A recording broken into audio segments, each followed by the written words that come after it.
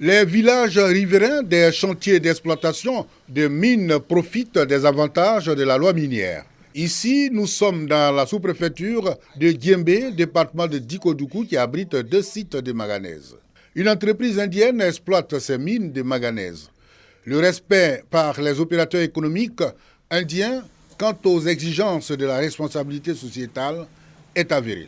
La loi a prévu donc une contribution des sociétés minières partout où elles sont installées au développement des régions donc concernées. Nous sommes allés sur la base de 0,5% du chiffre d'affaires. Et concernant donc le cas spécifique de la mine de manganèse de l'Anyonka, après les calculs, on se rend compte que les montants qui sont payés tournent autour de 45 millions l'année.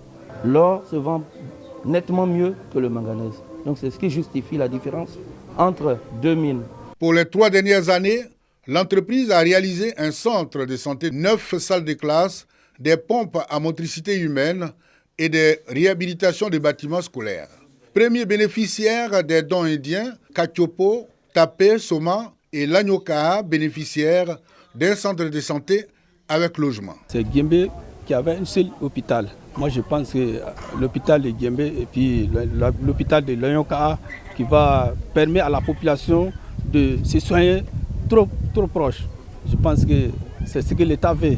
Pour s'assurer de l'effectivité de la contribution de l'entreprise indienne au développement local des villages où elle mène ses activités, l'ambassadeur de l'Inde en Côte d'Ivoire en visite dans les chantiers et les villages bénéficiaires.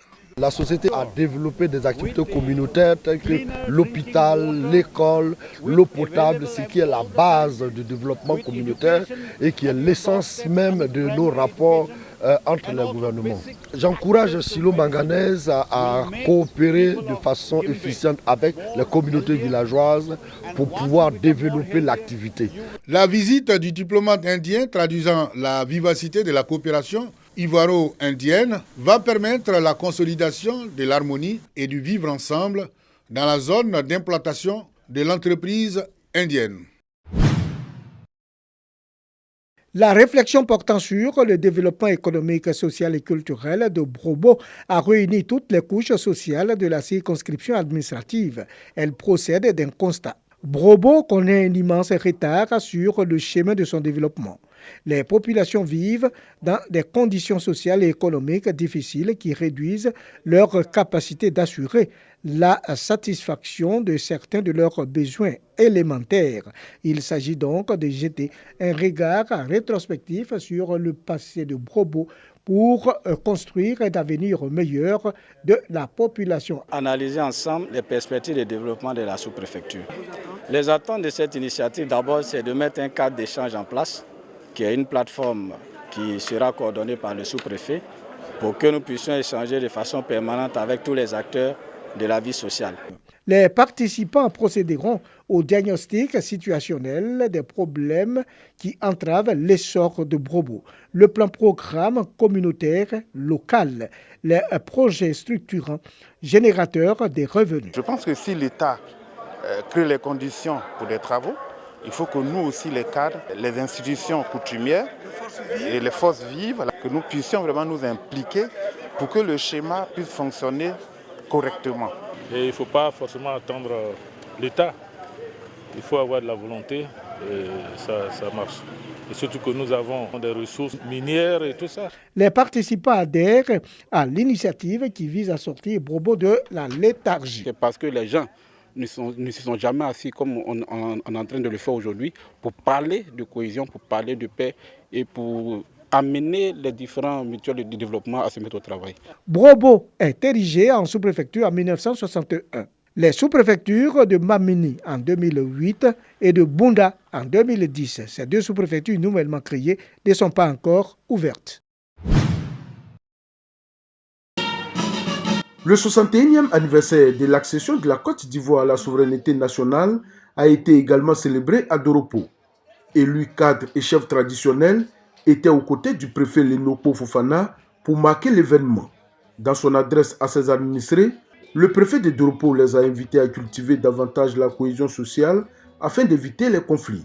Il leur a surtout demandé d'entretenir une étroite collaboration avec les forces de sécurité et de défense pour éviter l'infiltration des bandes djihadistes. Danois, nouvelle sous-préfecture dans le département de Doropo était aussi en fête.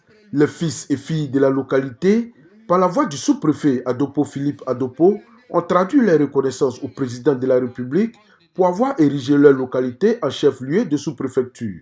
Dans son message, le sous-préfet a invité les populations à scolariser leurs enfants afin de leur donner la chance d'être parmi l'élite de demain.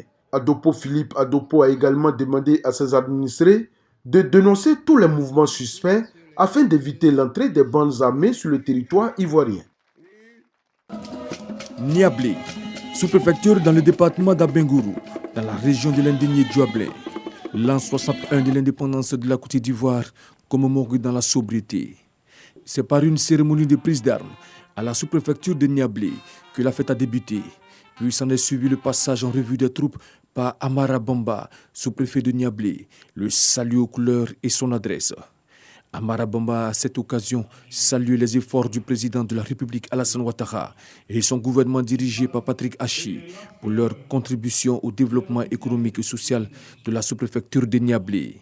Amara Bamba a aussi invité les élus et cadres, et ainsi que la population de Niablé à l'entente et au vivre ensemble pour le rayonnement de leur sous-préfecture. À Mans, la célébration du 61e anniversaire de l'indépendance de la Côte d'Ivoire a été l'occasion pour le préfet de la région du Tonkpi, préfet du département de Mans, Jean-Cyril Atri, de saluer non seulement l'œuvre de tous les pionniers de la lutte émancipatrice, mais aussi celle des dirigeants actuels. Tous ces efforts conjugués ont fait de la Côte d'Ivoire un pays phare de la sous-région. L'administrateur civil a exhorté les populations au rassemblement, au vivre ensemble, à l'union pour bâtir une cité prospère. Pour la sous-préfecture de Guinée, c'est le village de Touoba qui a accueilli les festivités pour le 61e anniversaire de l'indépendance de la Côte d'Ivoire.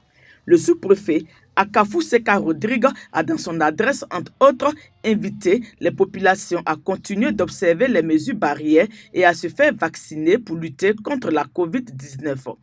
Concernant la question du développement, même si beaucoup reste à faire, il a salué les acquis dans les domaines de l'électrification, l'hydraulique, l'éducation, la santé. Ici, c'est Kanangono, village centre de 5 localités du même secteur dans la sous-préfecture de Fronan, département de Katiola. Groupe scolaire, centre de santé, électricité, eau potable, bref, Kanangono a tout d'un village moderne. Cette localité a même inspiré le développement de ses voisines, mais Kanangono passe pour l'ombre de lui-même au regard des difficultés actuelles. Aussi à réaliser face à l'accroissement de la population, l'extension des réseaux d'eau et d'électricité, la réhabilitation et la construction d'écoles, l'achèvement de la maternité et l'acquisition d'une ambulance. Pour ces chantiers, un nouveau chef de village doit insuffler une nouvelle dynamique et les populations, dans le respect des us et coutumes, ont choisi le docteur Konekinapara, enseignant-chercheur à l'université de Daloa. Autour du village, dans un rayon de 5 km, il n'y a plus de terre pour les populations. C'est d'abord lutter pour qu'on puisse déclasser une partie de la forêt classée pour qu'on mette à la disposition de ces populations. Mon premier combat, la mutuelle qui sera redynamisée, mise sur pied et amener les fils du village à comprendre que les hommes passent, mais ce qui nous reste, c'est Kanangono. Marié et père de 3 enfants, Dr Konekinapara, 48 ans, succède à Mompi Koulibaly, décédé en 2019 après 40 ans de règne, le nouveau chef de Kanangono, conseillé et orienté par le corps préfectoral et son parrain, le ministre Kamara Touma. Cette cérémonie est l'occasion de montrer à la population que la chefferie traditionnelle est aussi importante dans le développement.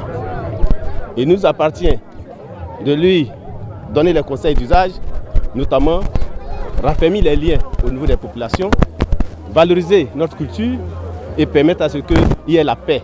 A marqué l'intronisation du nouveau chef, la pose de la première pierre de la maison des chefs de Kanangono.